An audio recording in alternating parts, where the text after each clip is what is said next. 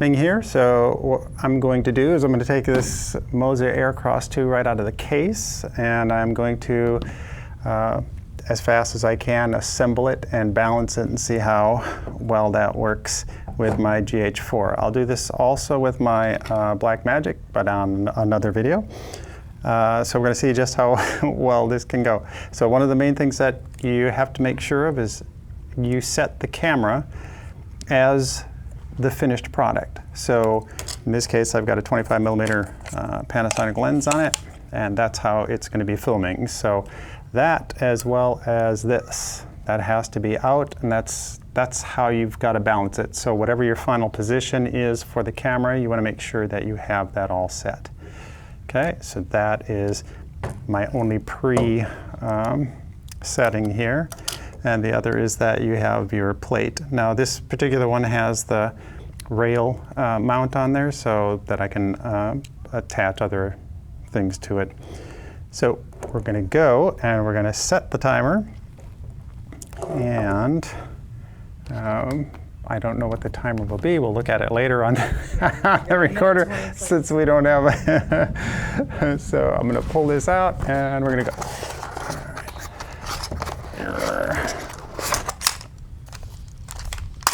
I'm not doing it necessarily for speed, otherwise I'd be flinging this thing, but I want you to see a general overview on what you would do.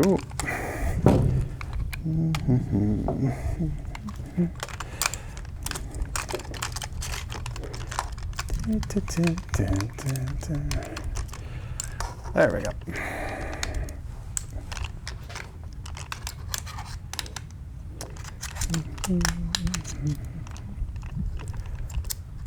Slide that little bugger in there.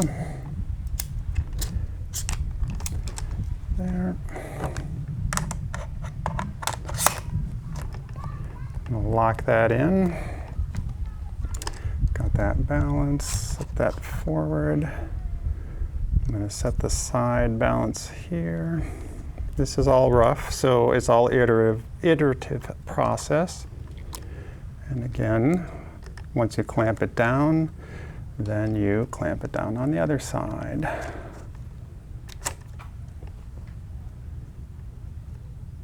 There. Tighten each one, and then you'll see the movement. That's actually pretty good. Really cool. So I'm going to go to the side a little bit because I'm going to have the lens turned there. Too much. A little bit there. And check the side to side. Definitely way off. Move that forward. There we go. That. Make sure everything's tight, including this side. We're good in the position when we know that it doesn't move there. And each position, it's still a little bit to this side, a little bit back. There we go. That's it. So that's actually where the timer can stop. 2 minutes. I did this, but I didn't charge the stabilizer. But I'm telling you, this is balanced. So as silly as that looks on a stabilizer that doesn't have a charge. Okay, so, but anyway, that's as fast as you can actually set that up and stabilize it. It takes very little time. A lot of this is just a matter of doing it over and over. And you narrow that down very quickly because you'll get an idea, especially with different lenses and different, if you put a microphone on and everything else, you'll get an idea of about where that needs to be each time you do it. It actually works pretty well. And like here, just a hair off that side. So there we go. But that's balanced. So it doesn't take long when you've got the experience with it. That's just doing it over and over and over. When it starts off, when you're starting out, sometimes you may take a half an hour to get some of this stuff going. But we'll put the Blackmagic on another video, and I'll have a charged Moza Aircross. I can't believe I did that. But anyway, everything else was set, man. We got like 2 cameras going, we got the audio going, we got everything nice and ready to go. Yeah, and no charge, so. But I balanced it pretty quickly. Okay, so it just turns out that I always carry a power pack, so I did happen to have that, and as luck would have it, I did have in my one pouch a connector. So we are charging this really quickly. Normally I carry my big camera case, which has all of the connectors, power and everything else with it, and that would not have been a problem. However, I said, nah, we won't need it today. That's how it works, man. So powered it up just for a few minutes here, just to see how this goes. And we're gonna need a lot more power. All right, I guess 3 minutes on charge isn't enough. I saw the blinky light, so okay. Yep, it's gonna be a little longer. Okay, this is this is embarrassing. I swear I got up at 3 this morning, but that's really not an excuse. Okay, so the Moza Air 2, which I also have, you power on here. So I could have been pressing this button all day long with a fully charged battery, and it wouldn't have started. On the Moza Aircross 2, we press on the side. And if you watch, so this is an overpower issue.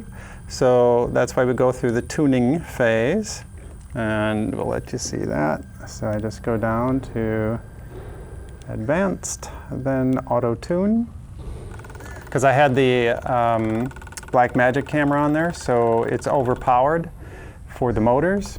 And so when we go through the auto tune setup here, it just rebalances the amount of power that's being used by each motor separately. There we go. All right, so you got to see you got to see a fatigued Ming forget which button turns the power on. But shh, keep it to yourself. Anyway, so that's Moza Aircross 2. It's a nice device. You've got a good tracking ability, and one of these times, what I'll do is I'll set up the iPhone as the tracker, and it will actually, as you rotate and move and so forth, it'll use the Moza Aircross 2 and actually use the gyroscopes on the iPhone for rotating, turning, and so forth. It's kind of cool. It can be done at a distance. So it's a neat effect, and it's a neat feature to have when you need to shoot from a distance. Like say if you have a blind and you're trying to get some animal to come in, but you don't want to sit there and have to readjust all your positioning, you can do that from a distance with that. And we'll show you how to do that in another video. But so this embarrassing video is over. I was able to balance it really fast. It's just a matter of I wasn't able to figure out how to turn the power on fast. That's sometimes that might be the longest thing that you're gonna actually. That actually took a lot longer than my putting the balance on this thing. So power off on the side. There we go. And you know that when you turn it off and it stays stationary, it stays where you put it, then you know it was balanced to begin with. So that's the balancing on the actual arms, and then the auto tune balances just the power to each individual motor based on the weight of the item. Okay, so like I said, I had the Blackmagic on here before, so that was heavier, and so it puts more power to the actual motors. And so sometimes you'll get a vibration issue like when I started that, and the problem with that is simply that it's overpowered. They go up at 100% or whatever it was, and so this balancing now brings them back down to a more functional level for the weight that's on there. Okay. So again, if you like it, press the thumbs up and subscribe if you haven't. Thank you.